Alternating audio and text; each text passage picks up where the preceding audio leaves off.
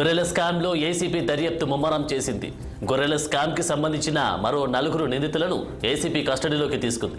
పశుసంవర్ధక శాఖలో పనిచేస్తున్న deputy directors Ganesh, Raghupathi Reddy, assistant director Keshava Sai, Dharmapuri రవిలను ఏసీపీ విచారించనుంది.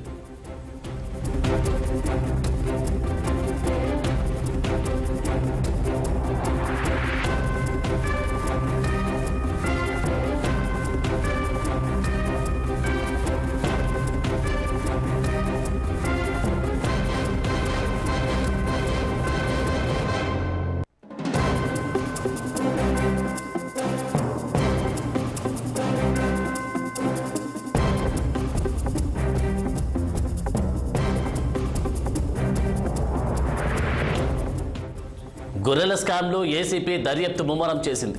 గొర్రెల స్కామ్కి సంబంధించిన మరో 4 నిందితులను ఏసీపీ కస్టడీలోకి తీసుకుంది. పశుసంవర్ధక శాఖలో పనిచేస్తున్న deputy directors Ganesh, Raghupathi Reddy, assistant director Keshava Sai, Dharmapuri రవిలను ఏసీపీ విచారించనుంది. ఇక ఇదే అంశానికి సంబంధించి తాజా అప్డేట్స్ మా ప్రతినిధి మణికట్ట అందిస్తారు. మణికట్ట, ఆనందం ఏదైతే గొర్రెల స్కామ్ గత బీఆర్ఎస్ ప్రభుత్వం ప్రతిష్టాత్మకంగా గొర్రెలు కానీ అటు మేకలు కానీ పంచడం అయితే జరిగింది. చాలా మందికి అయితే గొర్రెలు అందరని చెప్పారు. దాంట్లోనే పెద్ద స్కామ్ అయితే జరిగిందని కూడా తెలియజేశారు. ప్రస్తుతం అయితే 4 ఎన్నికలు తీసుకున్నారు. నలుగురిని ఏసీబీ అధికారులు కూడా ముమ్మరంగా ఇంకా తనిఖీలు అయితే చేస్తున్నారు. అంటే పశు సంవర్ధక శాఖలో పనిచేస్తున్న డిప్యూటీ డైరెక్టర్ గా సంఘ గణేష్, రఘుపతి రెడ్డి, అసిస్టెంట్ డైరెక్టర్ కేశవ సాయి, ధర్మపురి రవి ఈ 4 అయితే అరెస్ట్ చేసిన దాంట్లో అయితే మనకు తెలిసిందే.